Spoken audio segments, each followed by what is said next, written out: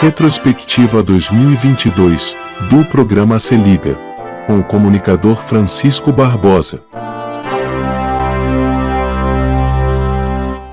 Nessa segunda parte da nossa retrospectiva 2022, vamos começar com a edição 95, que foi exibida em 5 de junho.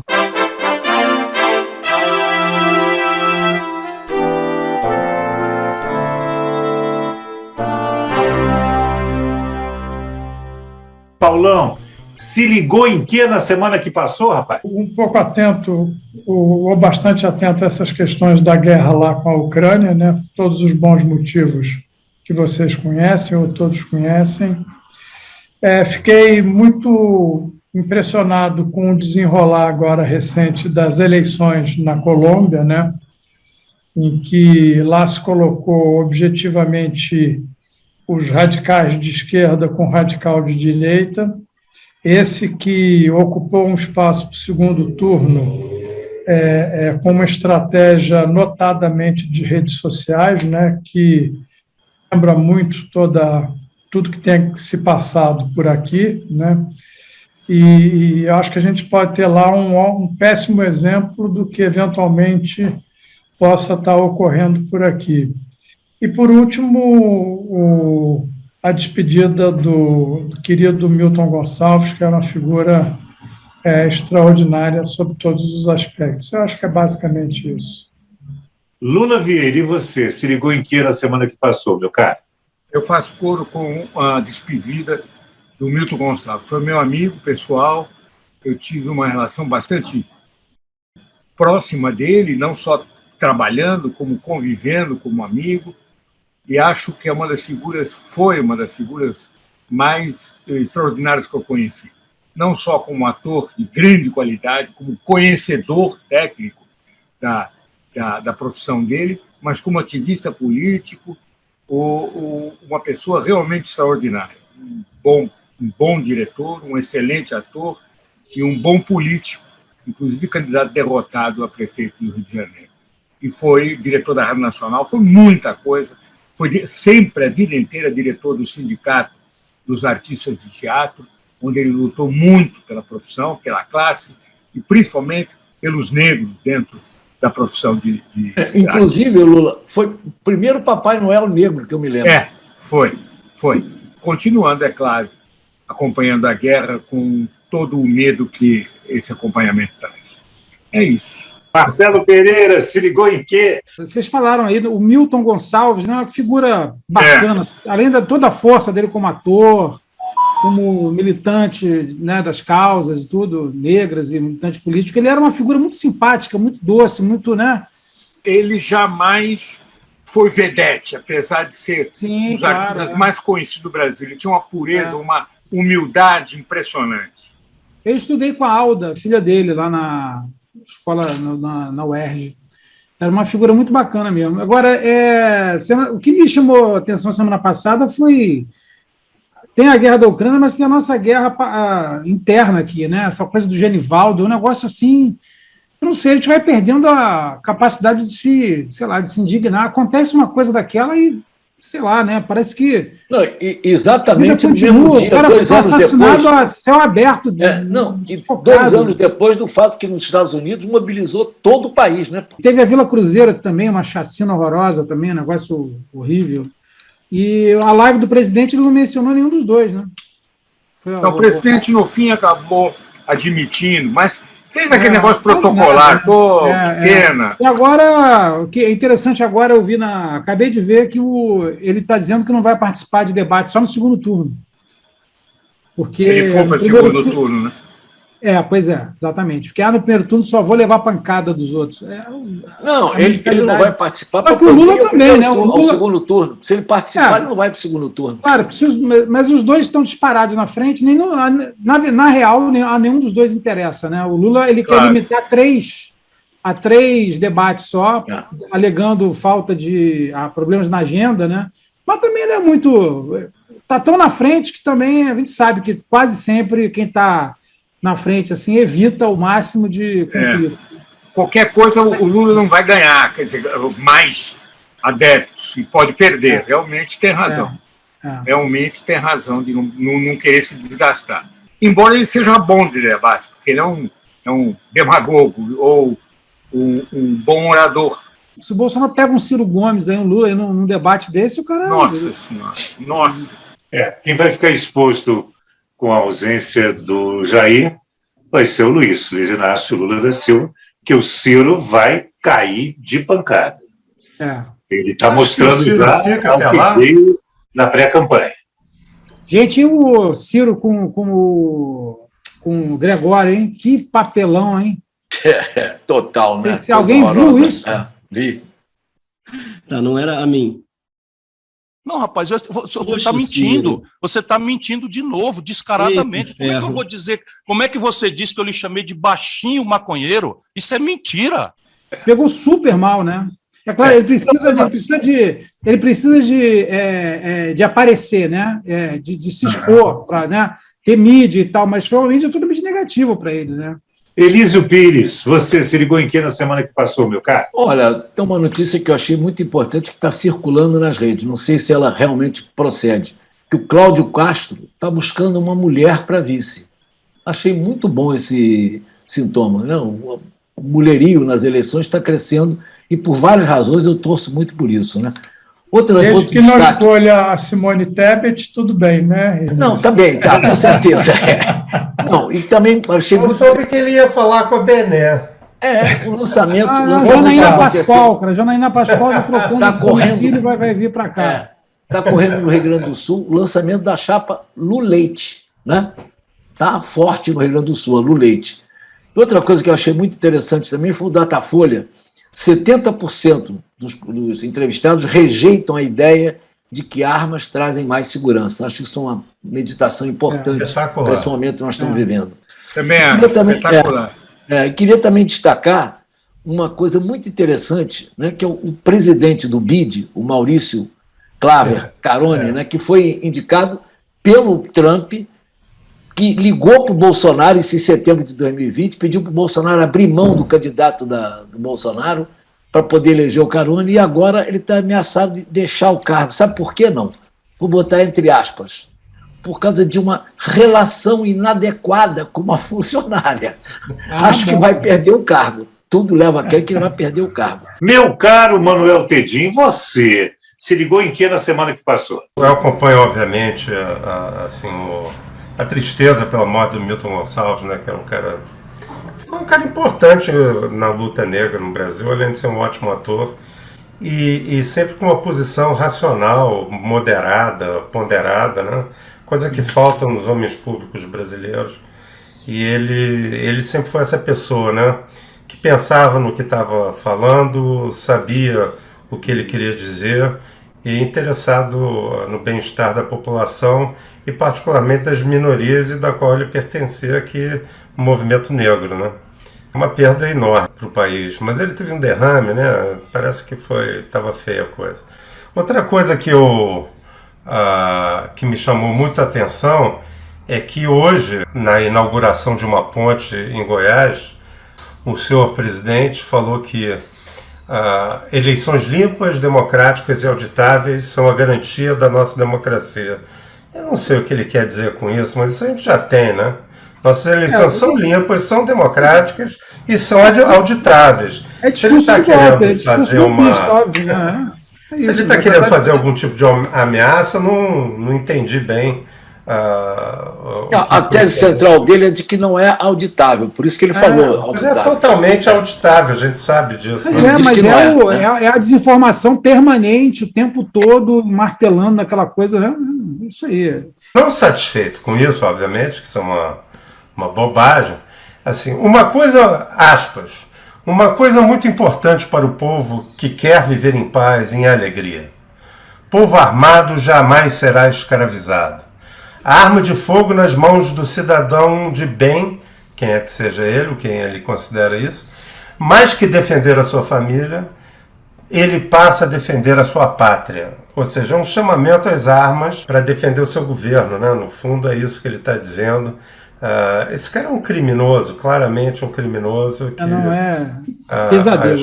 As estruturas políticas se recusam a olhar e são covardes e prostituídas, na verdade, porque se vendem a troco de 2 tratores a uma figura horrorosa dessa. Os políticos que fizeram... Tem muito político bom, hein? Só quero deixar isso muito claro. Clóvis Bulcão, e você se ligou em que na semana que passou?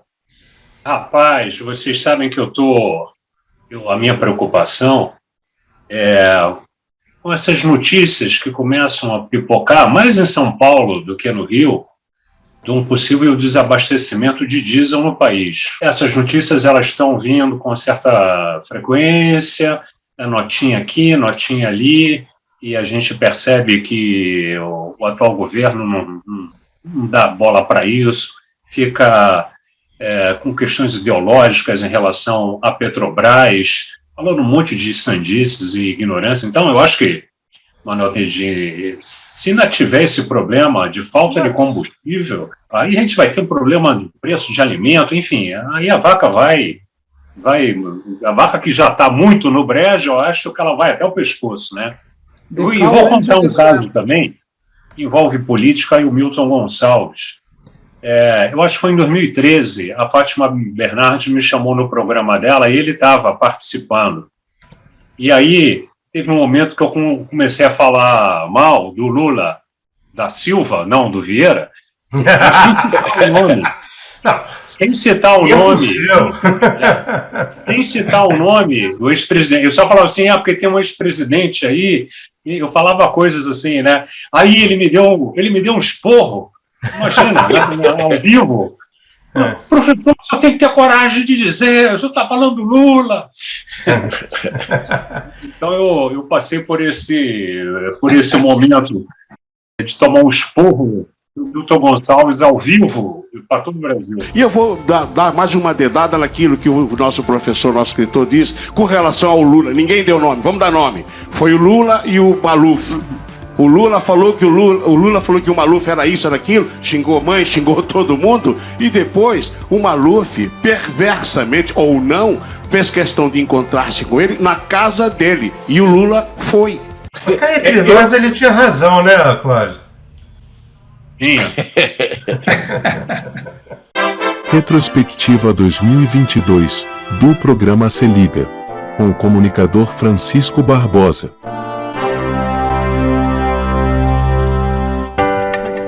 Iremos agora para o mês de julho e reviver o que aconteceu de melhor no programa Se Liga em 28 de julho. Se ligou em que na semana que passou, Eliseu? Para variar, estou me ligando em boas notícias. Né? Uma delas que é o seguinte. Lembra que teve uma reunião que o Bozó fez com todos os embaixadores, convidou um monte de embaixadores e tal? A boa notícia é o seguinte, os comandantes militares, Exército, Marinha e Aeronáutica, convidados, não compareceram à reunião. Quer uma notícia melhor do que essa? Não. Quer? Pois eu dou o pronunciamento do Rodrigo Pacheco sobre a reunião. Pronunciamento claro, definitivo, né? Louvando as urnas eletrônicas, etc. e tal. Agora, quer uma boa notícia mais amena? Manda. A eleição da capixaba Mia Mamed, né? Miss Brasil, que vai concorrer ao Miss Universo. E com uma característica que eu nunca vi em Miss Brasil. Ela fala 5 idiomas. 5. Português, inglês, francês, espanhol e mandarim. Já viu que mandarim? Ela está sintonizada com o futuro, né? Mulher moderna. É excelente notícia essa da eleição da capixaba. Ô, Elísio, mas ela leu O Pequeno Príncipe nessas línguas todas? Eu soube que ela estava lendo a Ética de Spinoza. Muito bem. Oh, meu Deus. Aproveita, deixa, professor Clóvis Bulcão. Se ligou em que na semana que passou, meu cara? Eu tenho pensado muito em violência nas eleições, que, na verdade, não tem uma diferença agora, né? Mas as nossas eleições sempre foram marcadas por violência, né? Eu vou lembrar algumas aqui, né? Tem a do Proconsult contra o Brizola, tem uma eleição que é a Benedita contra César Maia pela prefeitura, que tem um arrastão, 1 ou 2 arrastões. Teve um na praia de Copacabana, ou de Ipanema, sei lá, que foi filmado. Depois teve um na Sans Penha. Eu me lembro recentemente de uma campanha para prefeito aqui no Brasil, com muitas mortes de candidatos a vereadores na Baixada Fluminense. Isso mais recente. Então, isso já, de certa forma, já faz parte do nosso cardápio. Não tem nenhuma... eu acho que não tem nenhuma novidade. A novidade é o presidente da República atacar tudo, né? Atacar todo o processo, né? Botar tudo em xeque, né? Esculachar com os juízes, né? Essa é a novidade, né? Agora, tem esse lado bom, né? Que aparentemente o tiro não deu muito certo, né? Eu acho que ficou claro que ele está isolado, não totalmente, né? Porque tem aqueles generais de pijama lá no Planalto, e infelizmente o Paulo Sérgio, o ministro da Defesa, que acompanha o presidente nessas maluquices, né? Então, só queria te lembrar a resposta do embaixador dos Estados Unidos. Disse que o Brasil tem o melhor sistema eleitoral do mundo. Disse isso depois da reunião. Não precisa mais nada, né?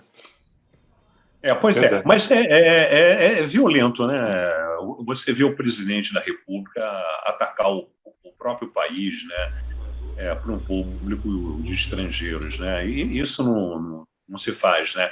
Uma vez eu participei de um evento em Jerusalém, e um jovem brasileiro, deram a palavra a ele, e tinham políticos de toda a América Latina em Jerusalém.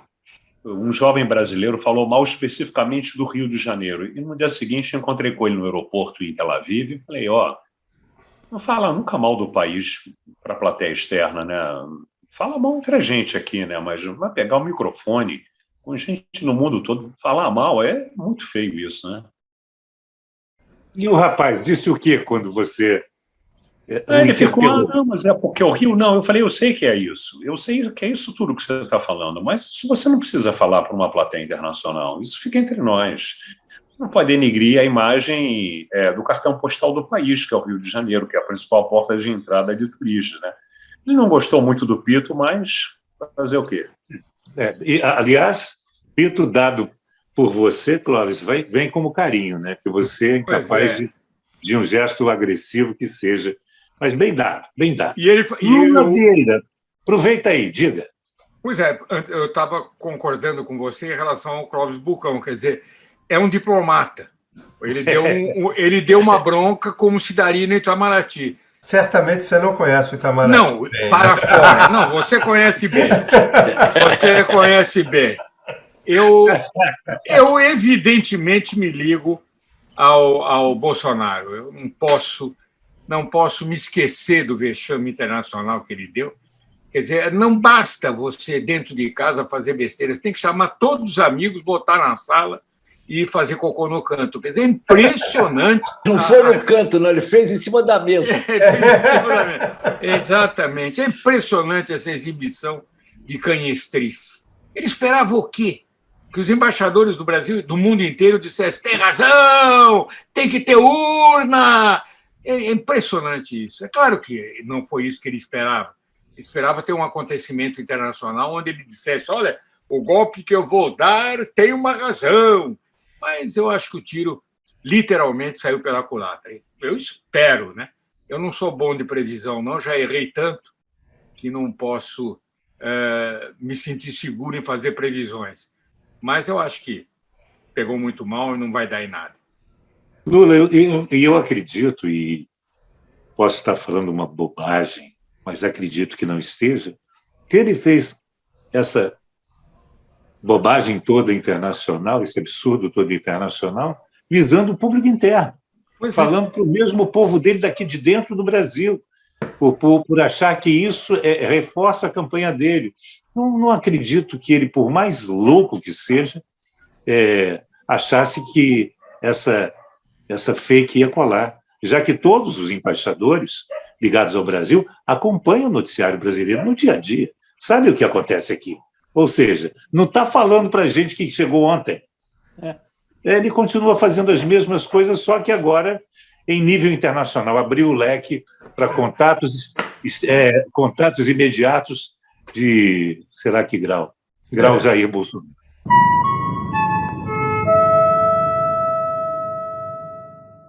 Fala em que você se ligou nessa semana, meu caro Manuel Pedinho?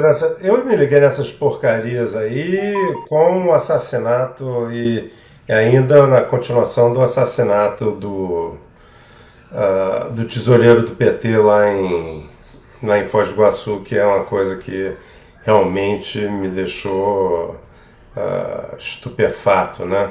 O Bolsonaro certamente jogou para a plateia dele e para a plateia menor dele, são aqueles seguidores hard, né, que vão votar nele de qualquer jeito. Eu não entendo muito o porquê. Tem gente dizendo que talvez seja uma estratégia para ele pular fora da eleição, quer dizer, criar um clima que não permita a sua participação na eleição, seja por ser processado ou por algum outro motivo mais pesado. Continuo achando que esse demônio do Planalto só tem apoio de meia dúzia de maus militares que não respeitam o Brasil, muito menos a Constituição. A mídia local aqui, argentina, falou há pouco que houve uma tentativa de Uruguai e Argentina de articular uma conversa entre o Mercosul e o Zelensky. O brasileiro teria barrado isso. Apesar do Bolsonaro ter conversado com ele na segunda, se não me engano. Que coisa. Mas barrado como? Como ele impediu isso tecnicamente? Conversou antes? Ele fez pressão em cima dessa iniciativa para que ela não fosse levada adiante. Que coisa. Que coisa. Quando a gente acha que ele já fez todas, ele nos surpreende, não tenho dúvida. Mas o Zelensky ligou para ele, né? A imprensa argentina frisou isso, que é curioso, né? Ele conversa com o Zelensky na segunda, mas faz pressão para que o bloco não converse. Pois bem, meu caríssimo professor Clóvis Bulcão, se liga em que na semana que chega, Clóvis? Bom, vamos ficar ligados nessa inacabável, não para nunca, né, a tentativa de se baixar preço de combustíveis no Brasil. Agora, eu fico pensando, né, eu estou fora do país, eu confesso que eu estou quando eu penso qual vai ser minha reação quando eu pisar no primeiro supermercado brasileiro depois que eu voltar. Porque as notícias que pipocam são horríveis, né? O preço do leite, o preço dos derivados de leite, né? Ainda mais eu aqui que estou cada dia mais rico, né? Porque o peso aqui está desvalorizando de uma forma absurda. Então a vida vai ficando, mesmo com inflação, a vida vai ficando mais barato. Eu sigo comprando umas empanadas aqui na esquina. Quando eu cheguei, elas custavam R$2, que eu já achava mega barato. Aí, por conta da inflação, elas aumentaram, mas são agora abaixo de R$2 para mim. Então, é uma coisa assim, eu vou no supermercado, pedaços enormes de queijo de alta qualidade por R$15, R$20, eu fico imaginando o que me espera. Então, eu estou preocupado com... O Bolsonaro só pensa em combustível, mas eu acho que o resto está comendo solto, né? É a impressão que eu tenho aqui, eu que não estou no dia a dia do país. Ô, Clóvis, isso é uma característica de inflação muito alta, é que as moedas fortes, que não é o caso do real, mas o real está variando pouco ultimamente, quer dizer, tem uma volatilidade, mas está dentro aí de um espectro, mas as moedas mais estáveis tendem a encarecer no país onde tem inflação, ou seja, por isso que as classes mais altas, as pessoas mais abastadas, elas tendem a botar uma boa parte do dinheiro ou em bens reais, né? De ouro. Reais, ou em moeda estrangeira. Em países com alta inflação, a fuga de dólar, para o dólar, ou no caso agora para o euro, se bem que o euro desvalorizou também bastante, mas enfim, a fuga para moedas estáveis tende a ser muito forte. Elísio Pires, você, se liga em que na semana que chega, Elísio? Eu estou ligado na inflação que está assustando o mundo. Está aqui, ó. Só para lembrar que no Reino Unido, né, que é tema dessa matéria aqui, no Reino Unido, a inflação já bateu em junho 9,2%, né, que é o índice mais elevado em 40 anos na história do Reino Unido. Essa matéria cita, inclusive, um exemplo que eu gostaria de destacar aqui. Ela conta o case de uma viúva inglesa, Elsie, de 77 anos, que faz apenas uma refeição por dia. Uma inglesa, uma refeição por dia. E mais do que isso, ela aproveita o passe gratuito de idosa para passar o dia inteiro dentro de um ônibus, por causa do aquecimento do ônibus, para não gastar muito gás em casa. Então, isso aí, para mim, revela, né, o que está acontecendo. Né? E outra coisa, só para lembrar também a taxa de inflação que assusta o mundo, né?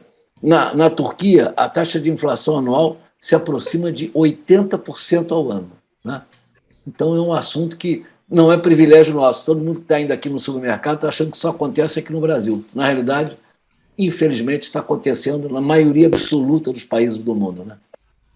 Ô, Elísio, você não quer que eu volte para casa, né? Como diria o Jô Soares. Eu sei que aí está uma maravilha, né? Me disseram isso. Madá, você não quer que eu volte, Madá? Lula Vieira, você, se liga em que na semana que chega, Lula? Continuo acompanhando os desdobramentos políticos, porque as eleições estão aí, nós temos uma missão a cumprir, nós temos um dever como cidadãos dessa terra em acabar com esse período tão negro de nossa história. Né? E aí temos até brigas intestinas. Por exemplo, as brigas que eu tenho com o Manuel e com o Elísio são quase que diárias, que eu acho que a gente tem que lutar. Briga. Você sabe que não é briga, né? Não, claro. Não é briga, é por causa de uma palavra, chama-se Simone. Não, é que eu acho que, neste momento, nós temos que ser práticos. Quer dizer, volto àquela famosa frase de Hitler, aliás, de Churchill, a respeito de Hitler. Se Hitler invadisse o inferno, eu me aliava ao demônio. Eu, atualmente, Lula, e nunca pensei que seria tão fanático pelo voto no Lula. Eu não acho ele uma grande solução, mas, pelo menos, ele começa a gente tirar esse pesadelo da cabeça do atual governo. Manuel Tedim, para fechar, você, se liga em que na semana que chega?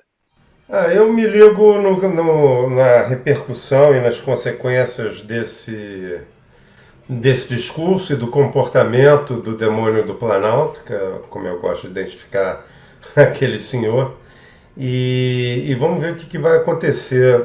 Já aconteceram coisas boas, como Elísio lembrou hoje no começo do programa. Eu estou muito preocupado. A onda de calor na Europa matou já, só em Portugal matou mais de 1.000 pessoas já. Na Espanha matou 500 já. Então você vê, morreram vários na França, já tem gente morrendo na Inglaterra. Essa coisa das mudanças climáticas está grave. Todo mundo sabe que tem pode se discutir se é mais ou se é menos, mas todo mundo sabe que a vida na Terra, a vida do homem, as tecnologias que nós criamos afetaram isso, e a gente tem que tomar uma atitude. Senão, já passou do tempo, a gente já perdeu, porque a gente não vai conseguir os famosos 1,5 graus que se almejava. Retrospectiva 2022, do programa Se Liga, com o comunicador Francisco Barbosa. Em 13 de agosto, a turma dos notáveis, junto com o apresentador Francisco Barbosa, produziram mais um grande momento de opiniões e preocupações. Vamos relembrar. Vou começar ao contrário. Vou começar pelo Lula Vieira para saber que se ligou em quê na semana que passou, hein, Lula? Adivinha?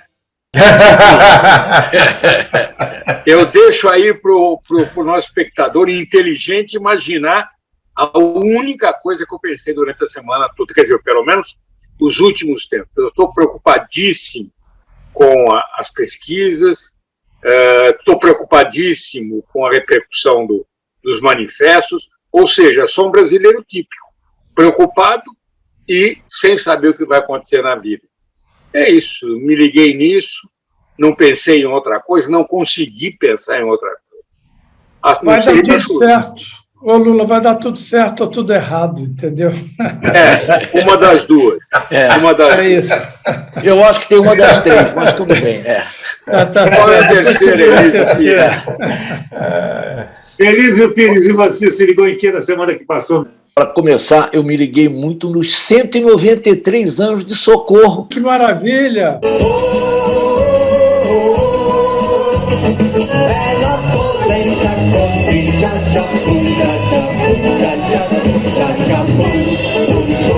O pessoal nem chamou a gente para lá e para lá. Pois é, na terça-feira, vamos fazer um louvor à padroeira, que chama-se Nossa Senhora do Perpétuo Socorro. Né? Uma boa, né? Me liguei também, obviamente, nesse 11 de agosto que nós estamos vivendo aqui. Né? 11 de agosto é o Dia Nacional do Direito, né? Que foi criado o direito no Brasil no dia 11 de agosto. Mas a comemoração foi incrível. As assinaturas, o último número que eu vi, já ultrapassa 960 mil. Portanto, é bem provável chegar a 1 milhão. Né? E a apresentação foi uma coisa muito impressionante. Eu não sei quem viu, mas quem não viu, vale a pena rever. Outra coisa que eu queria registrar para uma reflexão profunda sobre política no Brasil, que é a seguinte: um candidato a deputado estadual no Pará, né, que fez uma declaração de renda, como é obrigatório pela legislação, uma renda no valor de 448 milhões de reais, é a renda dele. Não vou dizer o nome da peça. Quanto? 448 milhões de reais. Isso é o patrimônio dele? É o patrimônio dele. Quando ele foi candidato em 2012, sabe quanto era o patrimônio dele? 15 mil reais. Não, de 2012 para cá, aí, ele partiu, está escrito lá, partiu de 15 mil reais para 448 milhões. É realmente uma coisa impressionante. Mas é uma vida a ser seguida. Você vê a poupança. A preocupação dele em guardar dinheiro. Aplicações incríveis, né? Aplicações, é claro. É isso aí. É claro. Como a política abre os olhos das pessoas para o mundo, né? Antigamente tinha um negócio de ganhar na loteria. Você entrava, você ia resgatar algum prêmio na loteria, tinha uma fila de gente comprando o teu bilhete mais caro, ou seja, você vai... João Alves, não era João Alves? Para justificar. Para justificar, exatamente. Agora a loteria é trabalhar no Congresso Nacional, aí é a grande loteria. Vocês não acreditam na poupança, no esforço pessoal, em guardar... E é uma má vontade com os políticos. Agora, tem inclusive um amigo do Brizola que era jornaleiro e virou presidente de partido hoje. Isso. Verdade. Está lá até hoje. Até hoje. Eu queria sugerir comentar uma coisa com vocês, além do que já está sendo dito, que é falar de coisa boa. E essa coisa boa, vocês vão entender o que eu vou dizer, que é viva o gordo. O Brasil não acaba. Aliás, nesse país, nada acaba. Figura extraordinária que ele foi, vai fazer uma falta imensa por tudo aquilo que ele fez e por tudo aquilo que ele representa. E vocês sabem que o que me chamou a atenção é como as pessoas falavam bem dele, né? Por trás daquele talento extraordinário, uma pessoa simples, afável, educada, amorosa, com qualidades espetaculares, né? E difíceis de nós encontrarmos nesse nosso mundo de hoje, entendeu? Que é muito mais árido do que deveria ser, né? Clóvis esteve com ele, não teve, Clóvis? Eu tive no programa dele. Eu acho que ele já não tinha muito mais saco e aconteceu uma coisa que eu achei bem engraçada, que ele gravava no mesmo dia vários programas, né? E aí, no dia que eu fui, tinha jogo do Fluminense. E chegou uma hora que ele deu um esporro na plateia e falou: pô, gente, por favor, hoje tem jogo do Fluminense, eu tenho hora para ir embora. Eu fui entrevistado 2 vezes. O genial não foi a minha entrevista, o genial foi com a minha sogra, que ela tinha 90 e tantos anos, quase 100 anos na época, e o Jô Soares cantou ela ao vivo e convidou, e daí ela disse que só fazia qualquer coisa com ele se casassem, se os dois se casassem. E na outra entrevista, o Jô disse que pensou bem e resolveu casar. Ela disse que agora não era tarde demais, não queria, não. Ele levou muito tempo para dar a resposta. Fraga, você teve no programa dele, você teve proximidade com ele, não teve? Não tive, não. Você sabe que ele me convidou, mas eu recusei. Vamos dizer o seguinte, Paulo Fraga, fake news dessa qualidade, não, pelo amor de Deus. Quem me dera eu tivesse sido convidado por ele, entendeu? Mas não tive proximidade, não, infelizmente. Mas usou coisas que eu não conhecia a partir da morte dele.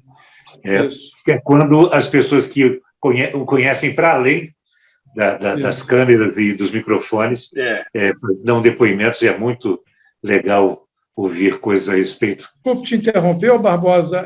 Quando eles resgatam um pouco da história dele, dos personagens, dos 200 personagens que ele fez, esse mundo de hoje muito chato, do tal do politicamente correto, muitos dos personagens que o Jô fez, ele não poderia fazer hoje. Muitos aspectos, o quanto a gente piorou, entendeu? E o quanto essa questão da liberdade de expressão lato sensu, nada de tom agressivo, muito pelo contrário, ficou muito restrito. Hoje você não pode falar nada porque é tudo interpretado de uma maneira equivocada, entendeu? Diga, Lula. Não, é só porque vocês estão falando de gente afável, gente delicada, me ocorreu pensar numa outra figura que tinha uma capacidade de conversar com os outros, que chamava-se Magalhães Pinto. Uma história que eu acho deslumbrante de Magalhães Pinto foi um cidadão que foi lá pedir para ele ser nomeado em alguma coisa e disse, mas, governador, o grande problema é que o senhor tem que me convidar, porque o que eu vou dizer lá para os meus correligionários, na minha cidadezinha, que o senhor não me convidou? Ele disse, não se preocupe, meu filho, pode dizer que eu convidei e que você não aceitou. Muito bom, muito bom. Clóvis Bulcão, você se ligou em que na semana que passou, meu caro? A gente falou um pouco sobre isso na semana passada sobre o CEPERJ, né? E agora a gente está recebendo mais informações que até uma parte da venda da SEDAI foi alimentar essas contas, que não são fantasmas, né? Uma vez que as pessoas sacam na boca do caixa, né? E é interessante, Barbosa, que eu tive que dar um Google. Esse nome não me dizia exatamente nada. O que é esse CEPERJ, né? Aí dei um Google e entrei no site do CEPERJ. Então, a primeira surpresa, né? Que ele estava distribuindo lá uns certificados de boa gerência da coisa pública. Interessante, né? E tinha uma aba também no site para denunciar, sabe o quê? Corrupção.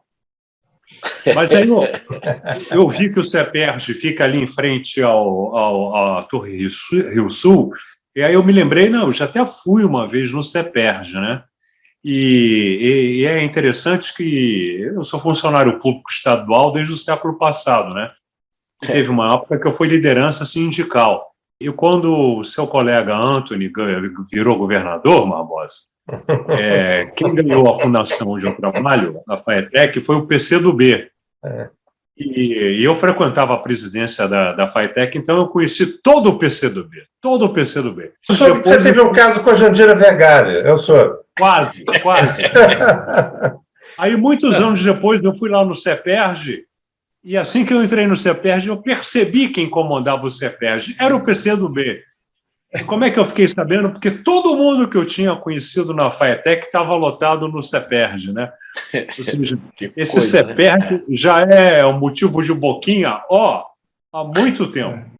Retrospectiva 2022, do programa Se Liga, com o comunicador Francisco Barbosa. Chegamos no mês de setembro, no dia 9, portanto 2 dias após as comemorações do 7 de setembro. Vamos conferir.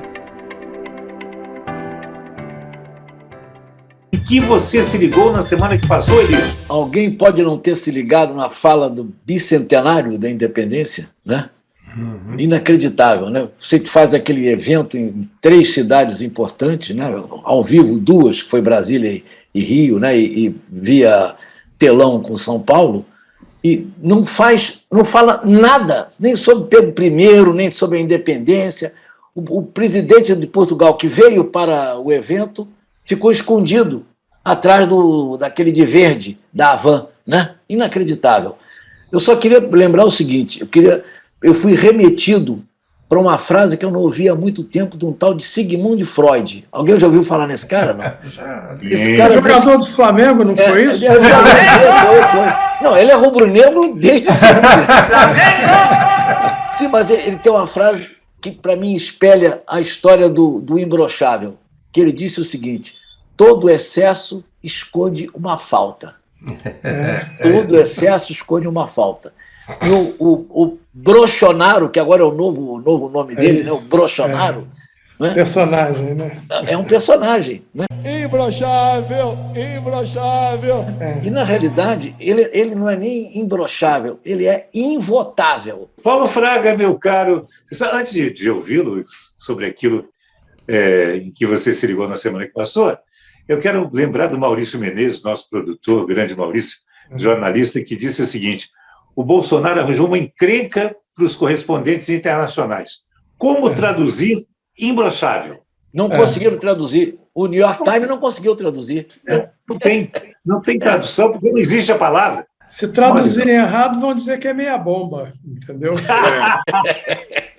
Paulo, aproveita que você está embalado aí. Se ligou em que na semana que passou, meu caro? Eu queria começar os meus pequenos comentários aos queridos amigos, dar saudações rubro-negras ao grupo, entendeu? Pela terceira vez, final da Libertadores, se Deus quiser, vai dar tudo certo, entendeu? Dessa vez. Com relação ao imbrochável, eu acabei ficando na dúvida se tinha a ver com Dom Pedro ou com as circunstâncias atuais, entendeu? O que é pena, né? Numa data como essa, o que deveria ser referência para uma nação acaba se comportando de uma maneira como essa, né? E, curiosamente, a Rainha Elizabeth nos deixa, né, no dia de hoje, né? E o que foi uma referência extraordinária para os ingleses e para o mundo como um todo, cria um contraponto do abismo daquilo que nós temos com uma pessoa que possa representar o povo brasileiro, né?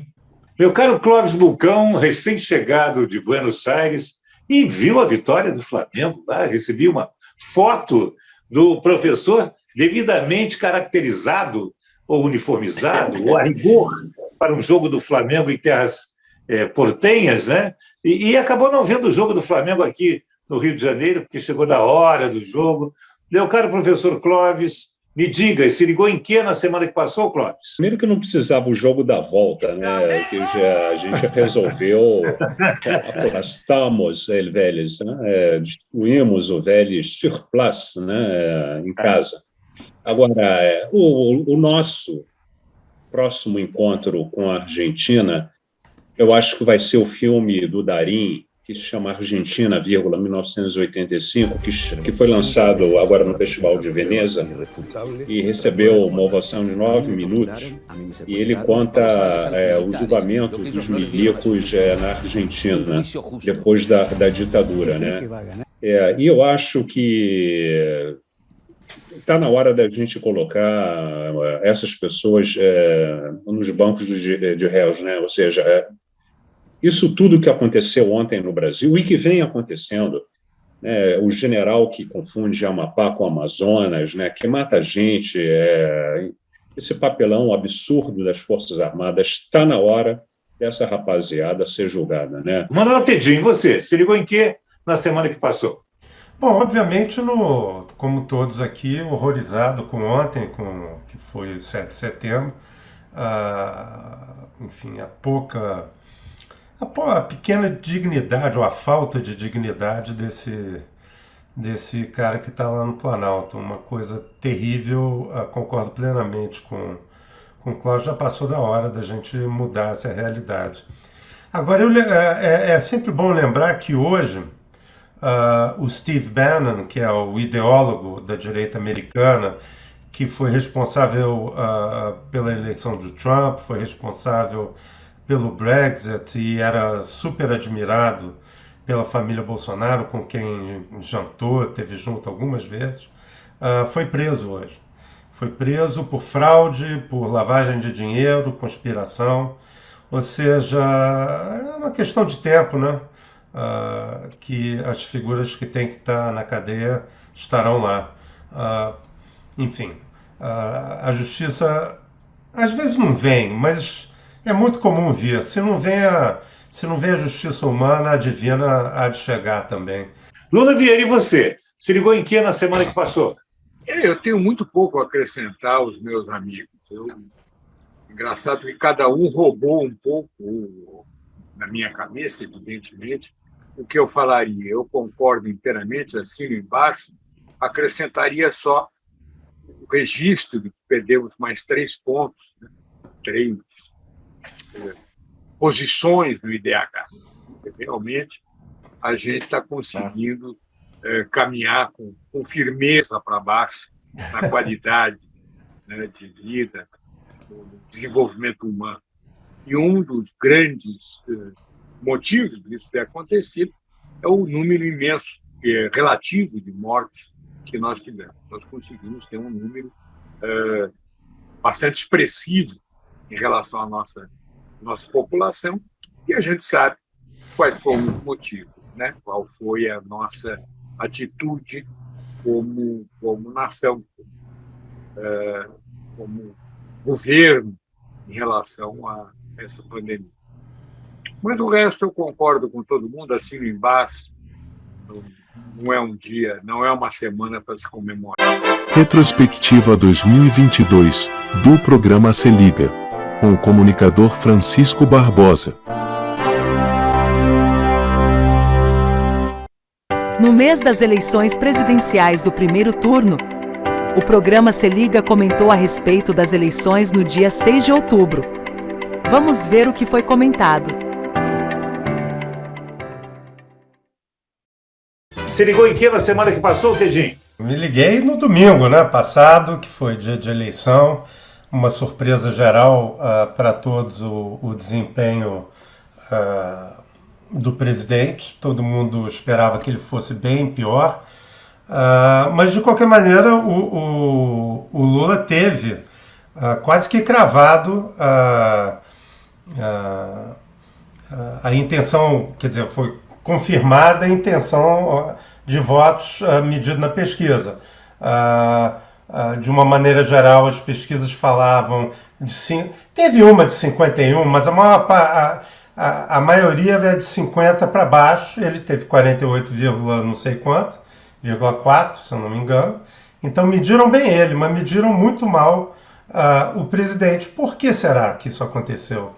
Será que os eleitores do presidente são anti-instituições, como dizem os americanos, establishment, e então não responde à pesquisa porque acha que aquilo é um instrumento dos governos e das instituições contra eles? Talvez eles tenham recusado mais e talvez eles mintam, não tenho a menor ideia. Mas certamente eles vão ter que recalcular a maneira de medir o voto da direita brasileira, que tem todo o direito de existir, de pensar do jeito que pensa. Eu lamento muito mais, não só por mim, mas lamento principalmente pelo Brasil. Mas vamos lá, eu acho que o Lula ganha, 6 milhões de votos na frente. Eu acho que a maior parte das pessoas que votou no Ciro e na Simone vai votar no Lula. Vamos aguardar. Aumentou a tensão. De outro lado, esse segundo turno força um Lula mais moderado, não só agora, como também no governo. Tem suas vantagens. Eu Enfim, eu, como todos sabem aqui, quem assiste esse programa sabe que eu votei e sou fã da Simone, mas o Lula, obviamente, é uma solução muito melhor do que o presidente, mas não será um grande governo, mas será um governo democrático, e é isso que importa nesse momento. Nosso Lula não está nada moderado, aliás, cada dia, cada vez mais acelerado. Lula Vieira, vou perguntar só para constar, se ligou em que na semana que passou, Lula? Ao fato de que eu consegui não eleger ninguém. Somos dois, Lula. Somos três, tá? Somos três, estamos juntos nessa eu estou achando que eu vou começar a jogar na loteria esportiva, coisa que eu não faço. Porque não é tão fácil assim você conseguir não emplacar ninguém. Eu realmente não aplaquei ninguém. E eu tive, pelo menos, o consolo de ter um candidato a presidente mais votado, e meu filho, que foi candidato a deputado estadual, conseguiu uma votação expressiva, e pela reação de seus eleitores e tal, nós temos aí um projeto de político com boa intenção, com eleitores conscientes, mas, de qualquer forma, ressaca total, minha mulher deprimida, que em casa foi clima de enterro. Eu, se bebesse, a essa altura, estaria já na 4ª garrafa de uísque e na 20ª de vinho. Como não tenho tido o prazer de afogar minhas mágoas no álcool, eu também não sou usuário de drogas, estou aqui tentando aguentar o máximo que eu posso. Estou sendo uma companhia insuportável, isso eu garanto. Lula, eu vou dizer uma coisa a você. Como usuário de droga, eu sugiro a você votar para presidente, entendeu? Tá certo. Droga pior não existe, entendeu? Tá certo. Só que conste aí, Lula, o Paulo Gontijo, que é seu filho, para quem está nos vendo e ouvindo agora, né, que é um jovem brilhante, competentíssimo, preparadíssimo e vocacionado para a política, começou muito bem. Ele teve uma votação para a primeira experiência espetacular. É claro muito que bom. Nós todos... 3.100 e poucos votos. Né? Foi. 3.150 e poucos votos. Foi. Clóvis Vulcão, professor, e o senhor? Você ligou em que na semana que passou, professor? Rapaz, o que me doeu muito no domingo foi o resultado da eleição no nosso estado. Isso me surpreendeu, o governador ganhar em primeiro turno, me doeu profundo, né? Eu acho que a gente vem numa decadência política, moral, social, tudo no Rio de Janeiro está cada vez pior, né? E me lembro da eleição, claro que eu já era nascido, mas eu não me lembro, né? Depois eu li a respeito, né? A eleição do Carlos Lacerda, nos anos 60, foi decidida na Zona Sul, ou seja, havia um equilíbrio entre esquerda e direita. E, mesmo assim, o Carlos Lacerda não pode ser comparado a essa direita hoje em dia. Com certeza absoluta. Ele tinha lá seus pecados, às vezes ele cometia lá uns exageros, mas era um cara que vinha do partidão, né? E foi um excelente administrador, né? Então, tem isso. Depois, nos anos 80, o Lula Vieira conheceu isso melhor do que eu, né? Teve o Brizola, né? Que era apesar de ser forasteiro, um super líder carismático, né? O segundo turno de 89, aqui no Rio, ele carregando o Lula da Silva, né? Pela Baixada Fluminense. O Lula teve uma votação consagradora aqui no Rio de Janeiro, né? E hoje, o que a gente vê, né? Esse mapa eleitoral do Rio de Janeiro, que o Cláudio Castro só não ganhou em Niterói, é de uma pobreza, né? É uma coisa, é um arrasa-quarteirão. Além do Cláudio Castro, ainda teve o Romário, né? Pois é, mas o Romário, o Elísio, eu acho que ele é muito mais fruto, né, da desordem nas esquerdas, né? Porque lançaram 2 candidatos e... Não, aliás, só para lembrar, se somar os 2 votos, teria vencido o nosso Molon, né? Com certeza, né? Pois é, aqui não se consegue fazer uma grande frente de centro-direita ou centro-esquerda, enfim, com as melhores cabeças do Estado, né, para ganhar, né, para tentar retomar e mudar essa situação no nosso Estado. E hoje, há pouco, a Veja, saiu uma notícia na Veja que o Cláudio Castro gastou, num único dia, quase que R$500 mil em compra de gasolina. E o vice dele, olha que coincidência, o vice dele, que eu não sei nem o nome, é dono de posto de gasolina. É difícil, né? O vice dele é Tiago Pampolha, o vice atual, é isso? É isso. Tiago Pampolha. Paulo Fraga, você que está aí, tá tão amargoso assim também o seu assunto. Se ligou em que na semana que passou, meu caro? Eu não diria amargoso, não, entendeu? O resultado aí das eleições foi um resultado mais apertado, mas, enfim, foi o que mais ou menos se esperava. O que me surpreendeu foram, em alguns casos, o desvio das pesquisas, né? Notadamente no Bolsonaro, porque nos outros 3 candidatos a presidente eles estiveram ali dentro da margem de erro muito próximo, né? Então o desvio ficou na figura do Bolsonaro, e 3 outros casos assim mais relevantes que me parece que os desvios em São Paulo, em Porto Alegre e até mesmo no Rio de Janeiro, como o Clóvis comentou, entendeu? Então, apenas esses 2 aspectos na questão eleitoral. E outra coisa que me chamou a atenção assim, muito negativamente foi esse triste episódio do futebol na Indonésia, né? Um negócio bárbaro, 120 pessoas morrem num campo de futebol, dos quais 32 crianças. É um negócio impensável que nós, nos tempos atuais, continuemos convivendo com tragédias dessa natureza, né? Então, tirando isso, sob aspecto negativo, o outro aspecto que vale relatar é o 4-1 do Flamengo no sábado à noite contra o Bragantino, e que é o registro positivo a ser compartilhado com todos, entendeu? Você queria passar batido, não passou, não. Como diz o Elísio sempre tem uma coisa boa para nos trazer de informação. Isso. Essa é uma delas, entendeu? Melhor do que essa não tem. Não tem melhor do que essa. Paulo Fraga preparou o seu terreno de boas novas aí. Elísio, se ligou em que na semana que passou? Conta aí.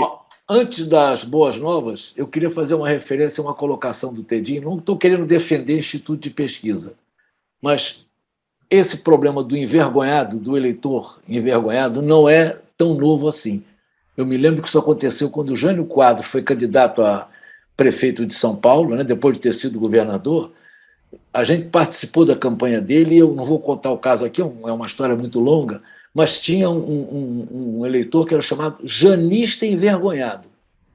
Ele não se declarava, ele se declarava sem candidato, não tem candidato, na pesquisa, inclusive, e era o janista envergonhado. Acho que isso se repetiu, sem dúvida nenhuma. Agora, só um comentário, Elísio, desculpe te interromper, é que o envergonhado só deu para o Bolsonaro, entendeu? Isso aqui é o curioso. Ele deu, mas o Bolsonaro não aceitou, hein? Oh, meu Deus! Não é isso, Elísio. Você entendeu. Vamos falar da boa notícia, que com certeza absoluta não é o apoio do Rodrigo Garcia para o Bolsonaro, né, e para o candidato do Bolsonaro a governador, que, aliás, está na frente, né? A boa notícia que eu queria fazer é em relação a três candidatas, vamos usar a expressão assim, eleitas pelo PSOL, deputada federal. A primeira delas é a índia Sônia Guajajara, né, que foi eleita pelo PSOL em São Paulo com 156.966 votos. E em Minas Gerais, a eleição da indígena também, a Célia Chacriabá, com 101.154 votos. Acho uma notícia muito boa ter 2 indígenas, né? Eu acho legal também. E a terceira é uma travesti preta, que foi eleita também pelo PSOL, né? A Érica Hilton, que foi eleita deputada federal com 256.903 votos. Então, isso é uma boa notícia, né? Uma representação bem diferenciada, né? Apoiando a chamada diversidade, com presença na Câmara de Deputados. Apesar dessa Câmara horrorosa, nós pelo menos temos essas 3 presenças. É que eu ia dizer, é um consolo diante da porcaria que nós elegemos. Tem um conjunto aí de mais e boas notícias, né? Entre mais notícias e boas. Uma dessas que o Elísio está mencionando, a renovação na Câmara parece que foi alta, 40 e poucos por cento, 44%, Isso aí, entendeu? Isso pode ser bom, eu não sei dizer, você tem que olhar quem está ali entrando e se vai trazer alguma novidade de fato, entendeu? A minha impressão é que chegaram vários novos ruins. Quer dizer, trocamos os ruins. Pois Mas então... isso que o Elísio aponta é muito bom. Cresceu o número de mulheres também. Longe da metade, mas estamos chegando lá. Mas pelo menos cresceu bem. Né? Isso é uma boa notícia. Retrospectiva 2022, do programa Se Liga, com o comunicador Francisco Barbosa. Em 1º de novembro, com a vitória de Lula da Silva, a turma do Se Liga se ligou nesta matéria com muita profundidade, analisando este resultado das eleições. Vamos conferir o último programa da nossa retrospectiva do ano. Chegou a hora de conversarmos com nossos amigos, nosso time de super comentaristas, que olha, hoje, nossa, tem um assunto só, como foi da outra vez, mas o assunto só de hoje que vai ter, inclusive, pequenos complementos esportivos, ao que tudo indica, pelo que eu já vi aqui no papo de aquecimento. As aparências vão enganar, as aparências vão enganar. Pois bem, já se apresentou devidamente a rigor nosso Paulo Fraga, também conosco o professor Clóvis Bulcão, o economista Manuel Tedim e os publicitários Lula Vieira e Elísio Pires, para essa conversa pós-eleição para o presidente da República. É claro que, se vocês tiverem outros comentários para fazer, para além do assunto presidente Lula e derrotado Bolsonaro, então fiquem à vontade. Claro que não vamos nos restringir a isso, mas Paulo Fraga, você que está devidamente paramentado aí, e ao que parece duplamente campeão, é isso, Paulo? Me conta, se ligou nos dois assuntos? Isso, preferencialmente na agenda rubro-negra, não é isso? 2 semanas de grande sucesso, tetra e tri. Né? Agora até fico meio confuso com isso, mas enfim. E obviamente, com a eleição do Lula. Né? Então, como se diz no jargão, fizemos barba, cabelo e bigode esse fim de semana. Né? E agora vamos ver o que teremos aí pela frente, né? O resultado é aquilo que tínhamos para o momento. Certamente, não sei se seria o que era melhor para nós, mas é o que foi o melhor nas circunstâncias ou menos ruim, né? Eu ainda fico na dúvida, só para terminar esse comentário, porque até o momento parece que o outro lado não se manifestou, né? Isso não me parece um sintoma positivo, inclusive até, de certa maneira, alimenta algumas teorias conspiratórias que andam circulando por aí. Acho que é mais ou menos isso. Eu fui informado que houve, pelo menos, o cumprimento do regulamento, uma resposta protocolar que ele deu em relação a isso, mas eu tenho que apurar com mais rigor. E você, se ligou também na eleição só, tem o Flamengo junto? Lula? Não, eu não consegui pensar em mais nada. Eu nunca pensei que eu ia passar um aperto tão grande. Eu saí de casa para ir à casa do Francis Jaime, acompanhar as eleições, e saí com o presidente Bolsonaro em primeiro lugar, em maioria de votos. Peguei o motorista, francamente, do lado do Lula, e que foi me acalmando. Ele viu que o velhinho estava nervoso, disse, não, calma, no começo é assim mesmo, e etc., e me deixou na casa. Quando eu entrei na casa do Francis, já ouvi a gritaria no fundo, ou meus amigos todos tinham ficado completamente malucos, ou era o Lula passando.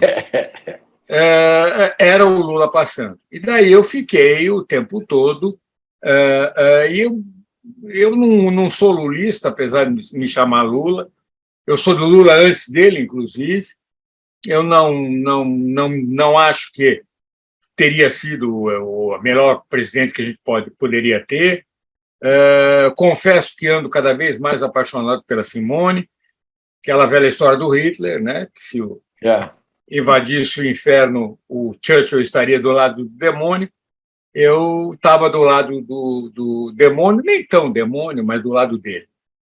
E tive a alegria de conseguir ser testemunha do exorcismo, né?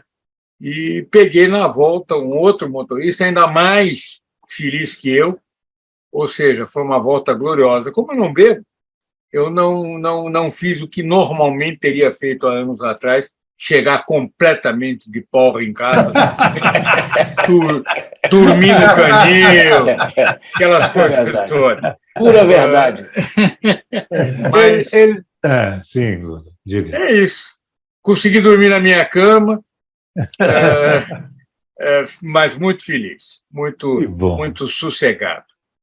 Elísio Pires, que você que nos apresentou a Simone Tebet, né, que cada vez mais está presente nas nossas conversas sobre política. Se ligou também só nas eleições, meu caro Elísio? O outro aqui não deu uma palavra até agora, pelo menos até esse momento da nossa gravação, né? Mas olha os pronunciamentos dos chefes de Estado dos grandes países do mundo. Né? Excelente, Elísio. E com dois detalhes importantes. Zelensky e Putin mandaram mensagem de congratulação com Lula. E outra, o presidente da Argentina, não satisfeito de mandar a mensagem, veio pessoalmente abraçar o Lula e almoçaram juntos hoje, inclusive.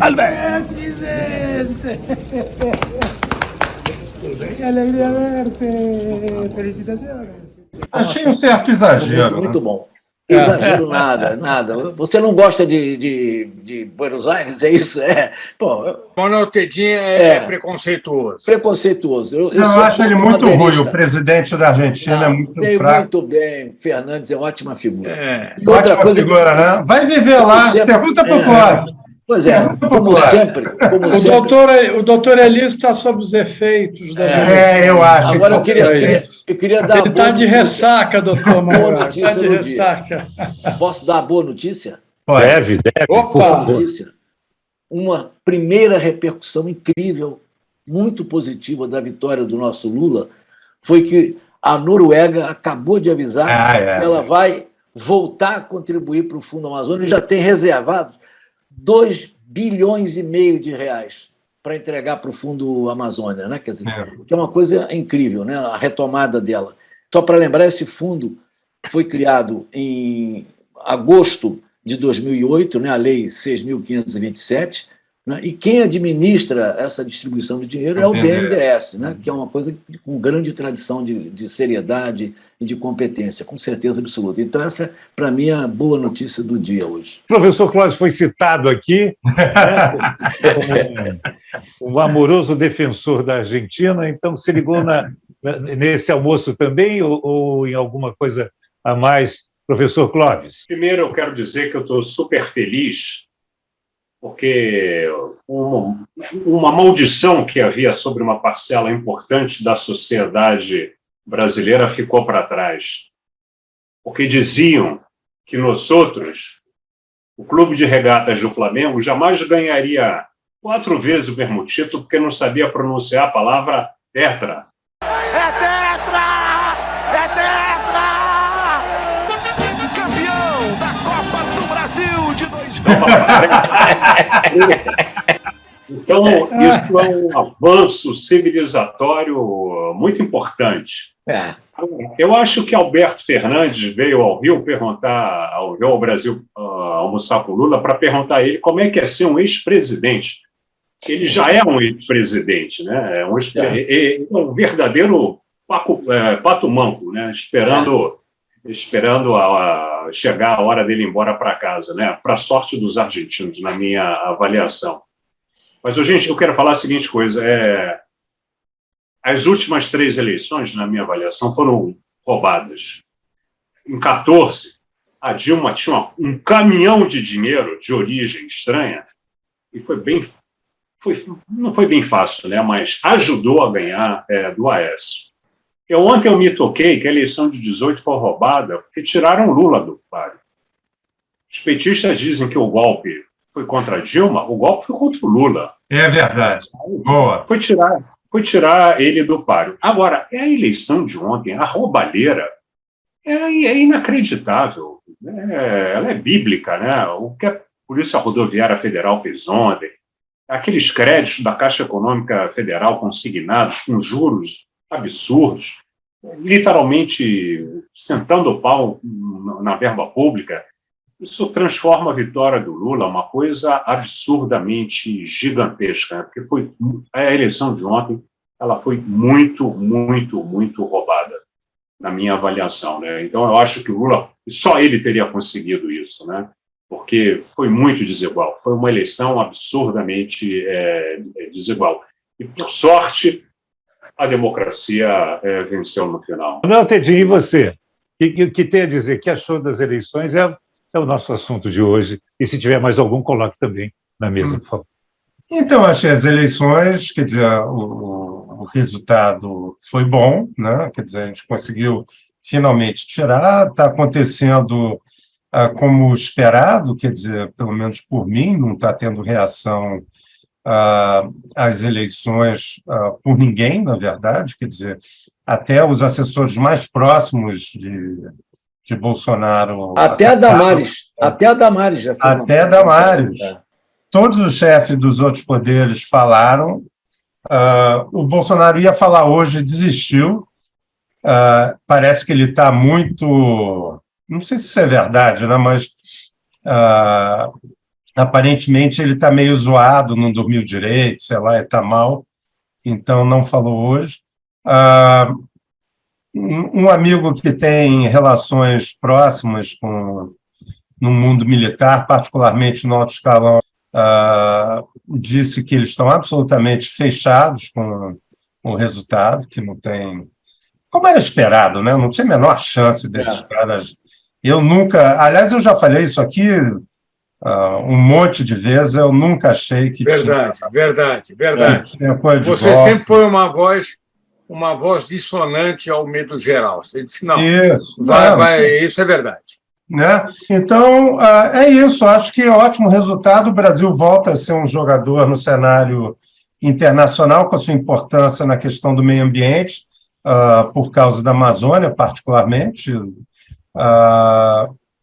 e passa a ser um membro da comunidade internacional nas agências multilaterais, que o Lula valoriza isso, graças a Deus.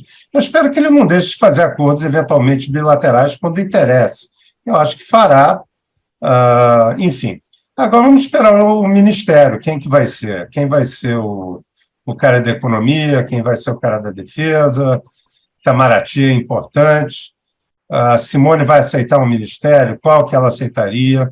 Eu acho que não seria agricultura, quer dizer, não seria minha aposta, não seria agricultura, porque, apesar dela ser proprietária de fazenda, não é a onda dela. Enfim, eu acho que... Não, só para lembrar, a antiga ministra da Agricultura era do mesmo estado dela. Sim, minha prima. É isso sua mesmo. prima, é verdade. Eu não quis verdade. Agora não senadora. Você, mas tudo bem. Tá. Tem problema nenhum discordar dos primos. É normal. Aliás, é prima do Clóvis também, viu? Eu agora ressalvo, extremamente competente, hein? Extremamente competente, uma flor de pessoa. Com certeza. Agora vai ser uma senadora que eu acho que vai ter uma certa importância. Não acho que fará oposição a não ser que ache necessário. Ela fará uma oposição técnica, se precisar, e vai procurar contribuir, tenho certeza, com quem quer que esteja lá na agricultura. Se chamarem para ela dar palpite, ela dará. A generosidade que deve ter um presidente com seu vice, ainda mais o Alckmin, que botou realmente o pescoço na corda para isso, né? Brigou contra um passado que ele tinha de combate ao Lula, né? Botando em risco até a história política dele. Vale o Ministério da Saúde, que, sem dúvida, num país como o Brasil, é se não o mais importante, um dos 3 mais importantes ministérios que se possa ter. Na minha opinião, o mais importante, inclusive. Acho que é natural que aconteça isso. Pode não acontecer, pode, mas é natural que aconteça isso. Meus caros, Eu acho que a gente vai ter muito mais o que conversar na semana que vem, porque aí vai começar a andar o trem. Por enquanto só tá apontado. O trem vai começar a andar semana que vem, e aí a gente vai ter muito que conversar, até sobre esse governo de transição. Será que o Jair vai ajudar nessa história? Vai permitir? Vai facilitar? Eu duvido. Eu também, mas quero queimar minha língua! Um detalhe, Barbosa, ele vai ter que nomear 50 cargos de confiança, né? 50. É isso. Fora o TCU já deu uma ordem hoje, né? Parece que é o TCU que manda nisso aí. Tem muita coisa por aí, muito assunto para nós. Manuel Tedim, obrigado Clóvis Bucão, obrigado Lula Vieira, obrigado Kísio Pires, obrigado Paulo Fraga, esse conselho de notáveis que nos faz entender melhor esse país que nos emociona. Quase nos mata do coração de vez em quando. Emociona muito. Não precisa exagerar, né? Pura verdade. Não deixe de se inscrever, dar o seu like, seu dislike, comentar, criticar, participar do nosso programa. É um prazer tê-lo aqui toda semana no Se Liga. Semana que vem tem mais. Até lá, garotada. Valeu. Abraço. Salvação, Abraço. Viva Socorro. Viva Socorro. Tchau. Se liga!